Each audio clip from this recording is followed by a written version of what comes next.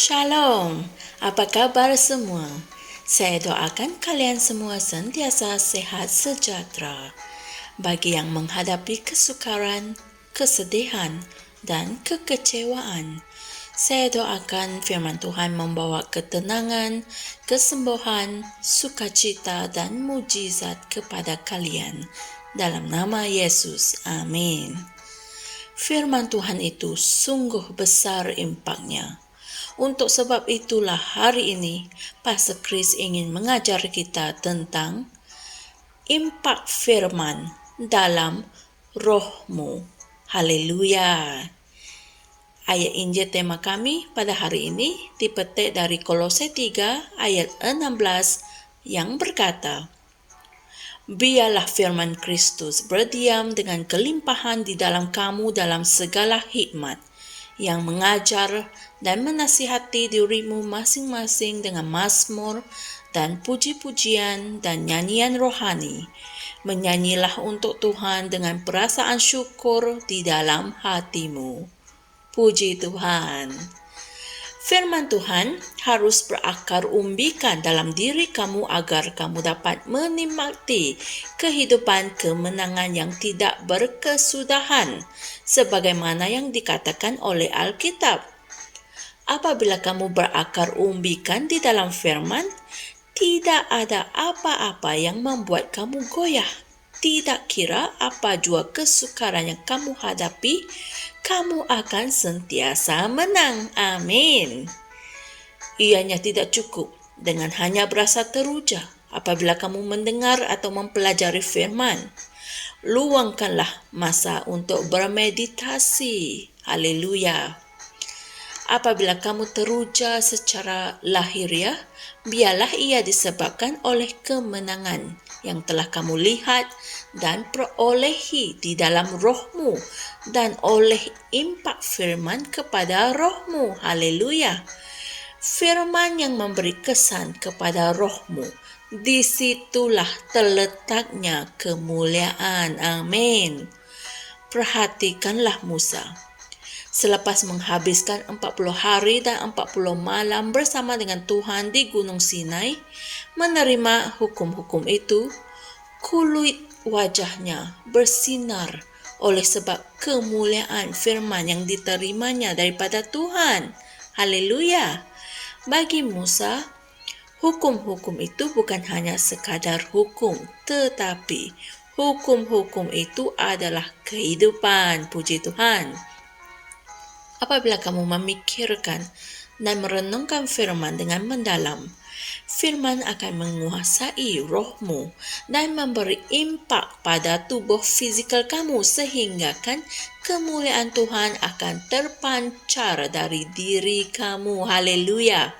2 Korintus 3 ayat 18 berkata, Namun kita semua mencerminkan kemuliaan Tuhan dengan muka yang tidak berselubung.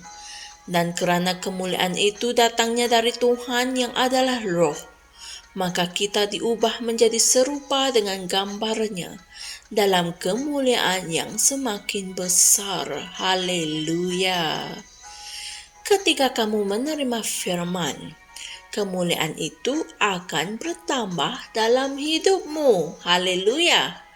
Baca semula ayat Injil tema kami. Ia berkata, Biarlah firman Kristus berdiam dengan kelimpahan di dalam kamu dalam segala hikmat. Puji Tuhan. Inilah cara untuk memastikan diri kamu sentiasa membara, hidup dalam kemenangan selalu, tidak gentar dan tidak goyah, dan berpegang teguh di dalamnya. Haleluya. Kolose 2 ayat 7 berkata, Hendaklah kamu berakar di dalam Dia dan dibangun di dalamnya. Hendaklah kamu bertambah teguh dalam iman yang telah diajarkan kepadamu.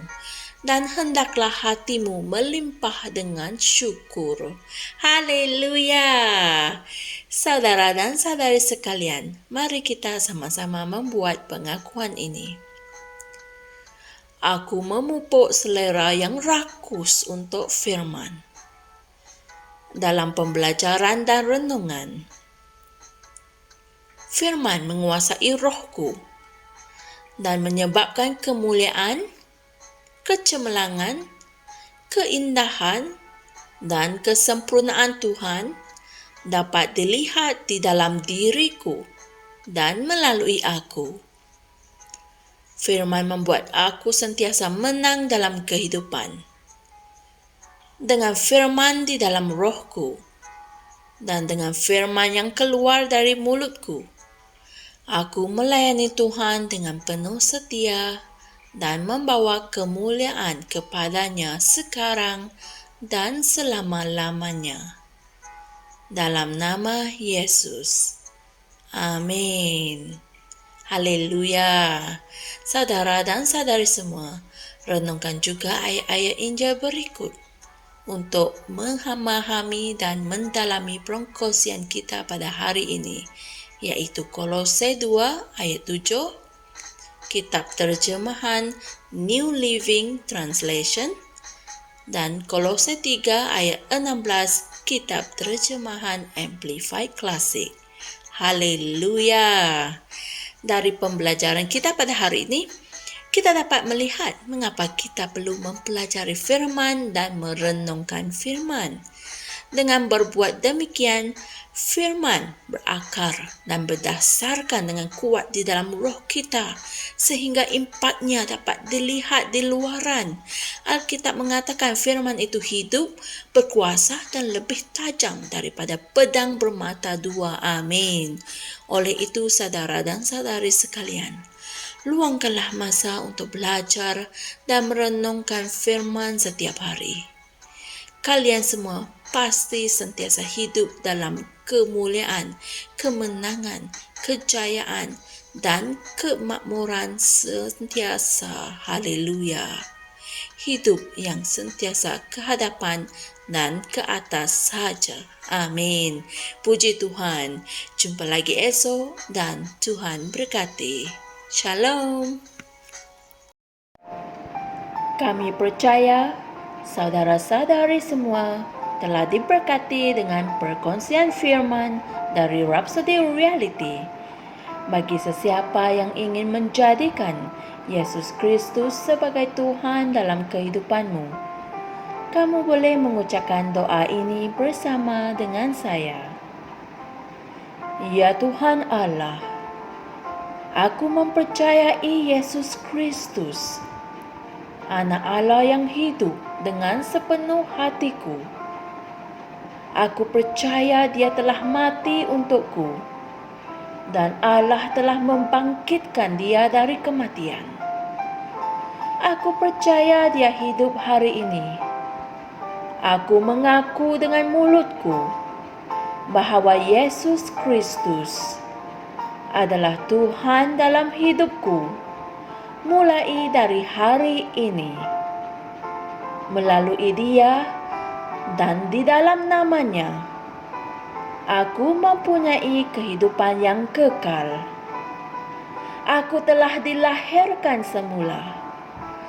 Terima kasih Allah kerana menyelamatkan jiwaku. Aku sekarang adalah anak Allah. Haleluya. Tahniah, sekarang kamu telah menjadi anak Allah.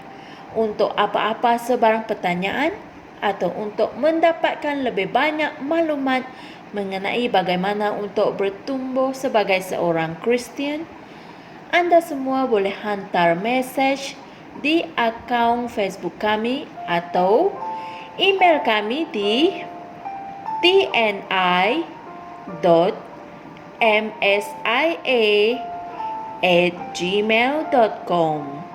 Sekali lagi, tni.msia@gmail.com.